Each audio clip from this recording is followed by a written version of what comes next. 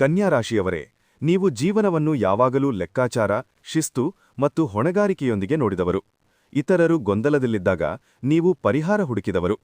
ಆದರೆ ಕಳೆದ ಕೆಲವು ವರ್ಷಗಳಲ್ಲಿ, ವಿಶೇಷವಾಗಿ 2019 ರಿಂದ 2024ರವರೆಗೆ ನಿಮ್ಮದೇ ಜೀವನದಲ್ಲಿ ನೀವು ಪರಿಹಾರ ಹುಡುಕುವ ಸ್ಥಿತಿಗೆ ಬಿದ್ದಿದ್ದೀರಿ.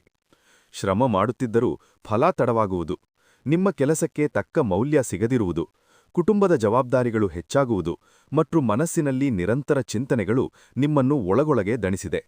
ನೀವು ಹೊರಗೆ ಶಾಂತವಾಗಿ ಕಾಣಿಸಿಕೊಂಡರೂ ಒಳಗೆ ಇಷ್ಟು ಪ್ರಯತ್ನಕ್ಕೂ ಏಕೆ ಈ ಸ್ಥಿತಿ ಎಂಬ ಪ್ರಶ್ನೆ ಮರುಮರು ಕಾಡಿದೆ. 2025ರಲ್ಲಿ ನೀವು ಒಂದು ಮಹತ್ವದ ಅರಿವಿಗೆ ಬಂದಿದ್ದೀರಿ. ಎಲ್ಲವನ್ನೂ ನಿಯಂತ್ರಿಸಲು ಹೋಗಿ ನಿಮ್ಮನ್ನೇ ಕಳೆದುಕೊಳ್ಳುತ್ತಿದ್ದೀರಿ ಎಂಬ ಸತ್ಯ ನಿಮಗೆ ಸ್ಪಷ್ಟವಾಗಿದೆ. ಇದೇ ಅರಿವು 2026ರ ಭವಿಷ್ಯಕ್ಕೆ ಬಲವಾದ ನೆಲಹಾಸು.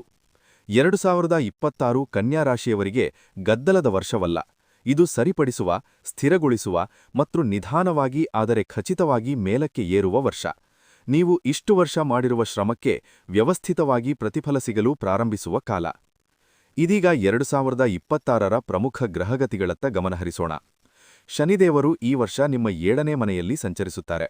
7ನೇ ಮನೆ ವಿವಾಹ, ಪಾಲುದಾರಿಕೆ, ಸಾರ್ವಜನಿಕ ಸಂಬಂಧಗಳು ಮತ್ತು ಒಪ್ಪಂದಗಳ ಸಂಕೇತ. ಶನಿ ಇಲ್ಲಿದ್ದಾಗ ಸಂಬಂಧಗಳಲ್ಲಿ ಪರೀಕ್ಷೆ ಖಚಿತ. ವಿವಾಹಿತರಿಗೆ ಪರಸ್ಪರ ಜವಾಬ್ದಾರಿ ಹೆಚ್ಚಾಗುತ್ತದೆ. ವ್ಯಾಪಾರದಲ್ಲಿ ಪಾಲುದಾರಿಕೆ ಇದ್ದರೆ ಸ್ಪಷ್ಟ ನಿಯಮಗಳು ಅಗತ್ಯವಾಗುತ್ತವೆ. ಶನಿ ಇಲ್ಲಿ ಒಡೆಯುವುದಿಲ್ಲ, ಆದರೆ ಪಕ್ವಗೊಳಿಸುತ್ತಾರೆ. ಸಂಬಂಧಗಳು ಉಳಿಯಬೇಕಾದರೆ ಶ್ರಮ ಬೇಕು ಎಂಬ ಪಾಠವನ್ನು ಈ ವರ್ಷ ನೀವು ಕಲಿಯುತ್ತೀರಿ. ಗುರುಗ್ರಹದ ಸ್ಥಾನ 2026ರಲ್ಲಿ ಕನ್ಯಾ ರಾಶಿಯವರಿಗೆ ಅತ್ಯಂತ ಅನುಕೂಲಕರವಾಗಿದೆ. ವರ್ಷದ ಮೊದಲ ಭಾಗದಲ್ಲಿ ಗುರು ನಿಮ್ಮ 10ನೇ ಮನೆಯಲ್ಲಿ ಇರುತ್ತಾರೆ. 10ನೇ ಮನೆ ವೃತ್ತಿ, ಗೌರವ ಮತ್ತು ಸ್ಥಾನಮಾನದ ಮನೆ. ಜನವರಿಯಿಂದ ಜೂನ್ವರೆಗೆ ನಿಮ್ಮ ಕೆಲಸದ ಮೇಲೆ ಮೇಲಧಿಕಾರಿಗಳ ಗಮನ ಬೀಳುತ್ತದೆ. ನೀವು ಇಷ್ಟು ದಿನ ಮಾಡಿದ ಪರಿಶ್ರಮ ದಾಖಲೆಗಳಲ್ಲಿ ಮಾತ್ರವಲ್ಲ, ಜನರ ಮಾತಲ್ಲೂ ಕಾಣಿಸಿಕೊಳ್ಳಲು ಪ್ರಾರಂಭಿಸುತ್ತದೆ. ಜೂನ್ ನಂತರ ಗುರು 11ನೇ ಮನೆಗೆ ಗೋಚಾರ ಮಾಡುತ್ತಾರೆ. ಇದು ಲಾಭ, ಆದಾಯ ಮತ್ತು ಇಚ್ಛಾಪೂರಣದ ಮನೆ. ನಿಮ್ಮ ನಿರೀಕ್ಷೆಗಳು ನಿಧಾನವಾಗಿ ಈಡೇರುವ ಕಾಲ ಆರಂಭವಾಗುತ್ತದೆ. ಆದಾಯದ ಹೊಸ ಮೂಲಗಳು ತೆರೆದುಕೊಳ್ಳಬಹುದು. ರಾಹು ಮತ್ತು ಕೇತುಗಳ ಪ್ರಭಾವ 2026ರಲ್ಲಿ ನಿಮ್ಮನ್ನು ಹೆಚ್ಚು ಎಚ್ಚರಿಕೆಯಿಂದ ನಡೆಯಲು ಸೂಚಿಸುತ್ತದೆ. ರಾಹು ನಿಮ್ಮ 6ನೇ ಮನೆಯಲ್ಲಿ ಇರುತ್ತಾರೆ. 6ನೇ ಮನೆ ಶತ್ರು, ಸಾಲ ಮತ್ತು ಸ್ಪರ್ಧೆಯ ಮನೆ. ಇಲ್ಲಿ ರಾಹು ಇದ್ದಾಗ ನೀವು ಸ್ಪರ್ಧೆಯಲ್ಲಿ ಗೆಲ್ಲುವ ಶಕ್ತಿ ಪಡೆಯುತ್ತೀರಿ, ಆದರೆ ಅನಾವಶ್ಯಕ ಒತ್ತಡವು ಹೆಚ್ಚಾಗಬಹುದು. ಕೇತು 12ನೇ ಮನೆಯಲ್ಲಿರುವುದರಿಂದ ಅನಾವಶ್ಯಕ ಚಿಂತೆ, ನಿದ್ದೆ ಕೊರತೆ ಮತ್ತು ಏಕಾಂತ ಭಾವನೆಗಳು ಕಾಡಬಹುದು. ಈ ವರ್ಷ ನಿಮ್ಮ ಮನಸ್ಸಿನ ಆರೈಕೆ ಬಹಳ ಮುಖ್ಯ. ಮಂಗಳಗ್ರಹದ ಚಲನೆ ನಿಮ್ಮ ನಿರ್ಧಾರ ಶಕ್ತಿಯನ್ನು ಹೆಚ್ಚಿಸುತ್ತದೆ. ವಿಶೇಷವಾಗಿ ವರ್ಷದ ಮಧ್ಯಭಾಗದಲ್ಲಿ ನೀವು ಕೆಲಸದ ವಿಷಯದಲ್ಲಿ ಗಟ್ಟಿಯಾಗಿ ನಿಲ್ಲಬೇಕಾದ ಸಂದರ್ಭಗಳು ಬರುತ್ತವೆ. ಸೂರ್ಯನ ಸಂಚಾರಗಳು ತಂದೆ, ಮೇಲಧಿಕಾರಿಗಳು ಮತ್ತು ಆಡಳಿತ ಸಂಬಂಧಿತ ವಿಷಯಗಳಲ್ಲಿ ಜವಾಬ್ದಾರಿಯನ್ನು ಹೆಚ್ಚಿಸುತ್ತವೆ, ಆದರೆ ಅದಕ್ಕೆ ತಕ್ಕ ಗೌರವವೂ ಸಿಗುತ್ತದೆ. ಈಗ ಹಣಕಾಸಿನ ವಿಷಯಕ್ಕೆ ಬರುವುದಾದರೆ 2026 ಕನ್ಯಾ ರಾಶಿಯವರಿಗೆ ನಿಧಾನವಾದ ಆದರೆ ಸುರಕ್ಷಿತ ಹಣಕಾಸಿನ ವರ್ಷ. ವರ್ಷದ ಮೊದಲಾರ್ಧದಲ್ಲಿ ಖರ್ಚುಗಳು ಹೆಚ್ಚು ಕಾಣಿಸಬಹುದು. ಮನೆ, ಆರೋಗ್ಯ ಅಥವಾ ಶಿಕ್ಷಣ ಸಂಬಂಧಿತ ವೆಚ್ಚಗಳು ಬರಬಹುದು. ಆದರೆ ಜೂನ್ ನಂತರ ಆದಾಯದಲ್ಲಿ ಸ್ಪಷ್ಟ ಸುಧಾರಣೆ ಕಾಣಿಸಿಕೊಳ್ಳುತ್ತದೆ. ನೀವು ಹಣವನ್ನು ಯೋಜನೆಬದ್ಧವಾಗಿ ಬಳಸುವಲ್ಲಿ ಯಶಸ್ವಿಯಾಗುತ್ತೀರಿ. ಈ ವರ್ಷ ದೊಡ್ಡ ಜೂಜು ಅಥವಾ ಅಪಾಯದ ಹೂಡಿಕೆಗಳನ್ನು ತಪ್ಪಿಸುವುದು ಒಳಿತು. ಸಣ್ಣ ಆದರೆ ಸ್ಥಿರ ಹೂಡಿಕೆಗಳು ಭವಿಷ್ಯದಲ್ಲಿ ಲಾಭ ಕೊಡುತ್ತವೆ. ವೃತ್ತಿ ಮತ್ತು ಉದ್ಯೋಗದ ವಿಚಾರದಲ್ಲಿ 2026 ಕನ್ಯಾ ರಾಶಿಯವರಿಗೆ ತಿರುವಿನ ವರ್ಷ. ಕೆಲಸ ಬದಲಾಯಿಸಲು ಯೋಚಿಸುತ್ತಿದ್ದರೆ ಏಪ್ರಿಲ್ ನಂತರ ಅವಕಾಶಗಳು ಕಾಣಿಸಿಕೊಳ್ಳುತ್ತವೆ. ಆದರೆ ಆತುರದ ನಿರ್ಧಾರ ಬೇಡ. ನಿಮ್ಮ ಕೌಶಲ್ಯ ಮತ್ತು ಅನುಭವಕ್ಕೆ ತಕ್ಕ ಸ್ಥಾನ ಸಿಗುವವರೆಗೆ ಕಾಯುವುದು ಒಳಿತು. ಸರ್ಕಾರಿ ಅಥವಾ ಸ್ಥಿರ ಉದ್ಯೋಗದಲ್ಲಿರುವವರಿಗೆ ಜವಾಬ್ದಾರಿ ಹೆಚ್ಚಾಗುತ್ತದೆ. ವ್ಯಾಪಾರ ಮಾಡುವವರು ಲೆಕ್ಕಪತ್ರಗಳು ಮತ್ತು ತೆರಿಗೆ ವಿಷಯಗಳಲ್ಲಿ ಹೆಚ್ಚು ಜಾಗ್ರತೆ ವಹಿಸಬೇಕು. ವಿವಾಹ ಮತ್ತು ಪ್ರೇಮ ಜೀವನದಲ್ಲಿ 2026 ವಾಸ್ತವಿಕತೆಯ ವರ್ಷ. ಕನಸುಗಳಿಗಿಂತ ಸತ್ಯ ಮುಖ್ಯವಾಗುತ್ತದೆ. ವಿವಾಹಿತರಿಗೆ ಸಂಭಾಷಣೆ ಬಹಳ ಮುಖ್ಯ. ಮಾತುಕತೆ ಕಡಿಮೆಯಾದರೆ ದೂರ ಹೆಚ್ಚಾಗಬಹುದು. ಅವಿವಾಹಿತರಿಗೆ ಸಂಬಂಧಗಳು ಬರಬಹುದು, ಆದರೆ ನೀವು ಭಾವನೆಗಿಂತ ವಿವೇಕವನ್ನು ಹೆಚ್ಚು ಬಳಸುತ್ತೀರಿ. ಇದು ನಿಮ್ಮನ್ನು ತಪ್ಪು ಸಂಬಂಧಗಳಿಂದ ರಕ್ಷಿಸುತ್ತದೆ. ಕುಟುಂಬ ಮತ್ತು ಗೃಹಜೀವನದಲ್ಲಿ 2026 ಜವಾಬ್ದಾರಿಯ ವರ್ಷ. ಕುಟುಂಬದ ಸದಸ್ಯರು ನಿಮ್ಮ ಮೇಲೆ ಹೆಚ್ಚು ಅವಲಂಬಿತರಾಗಬಹುದು. ಮನೆ ಸಂಬಂಧಿತ ಕೆಲಸಗಳು, ದಾಖಲೆಗಳು ಅಥವಾ ಆಸ್ತಿ ವಿಚಾರಗಳು ಚರ್ಚೆಗೆ ಬರಬಹುದು. ನಿಮ್ಮ ಶಿಸ್ತು ಮತ್ತು ಸಂಘಟನಾ ಶಕ್ತಿ ಇಲ್ಲಿ ಬಹಳ ಉಪಯೋಗವಾಗುತ್ತದೆ.